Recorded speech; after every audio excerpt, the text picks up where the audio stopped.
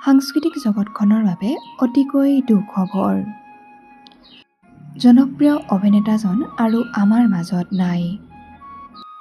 সকলোকে কন্দুৱাই চিৰবিদায় মাগিলে এই পৃথিৱীৰ পৰা এজন নতুন উদীয়মান অভিনেতাই। হয়, আপোনালোকে ঠিকেই শুনিছে।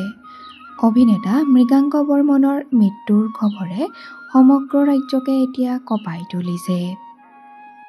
আকস্মিকভাৱে মৃত্যুক সাৱটি ল'ব লগা অভিনেতা মৃগাংক বৰ্মনৰ মৃত্যুৰ খবৰে এতিয়া সকলোকে কন্দুৱাইছে। ভয়ংকৰ ঘটনা সংঘটিত হ'ল অভিনেতা মৃগাংক বৰ্মনৰ লগত। আক্ৰমণৰ বলি হৈ মৃত্যুক সাৱটি ল'ব লগা হ'ল অভিনেতা মৃগাংক বৰ্মনে। চিকিৎসালয়লৈ নিয়াৰ পথতে মৃত্যুক সাৱটি ল'লে নলবাৰীৰ অভিনেতা মৃগাংক বৰ্মনে।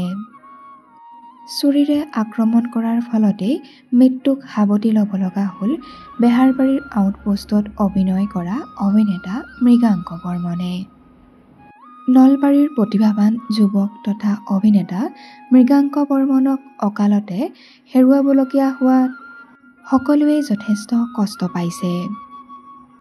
সকলোৱে বিচাৰিছে দোষীয়ে উচিত শাস্তি পোৱাটো। আমাৰ চেনেলৰ তৰফৰ পৰা অভিনেতাজনৰ বিদেহ আত্মাৰ সদ্গতি কামনা কৰিছোঁ। লগতে পৰিয়ালবৰ্গলৈ গভীৰ সমবেদনা জ্ঞাপন কৰিছোঁ।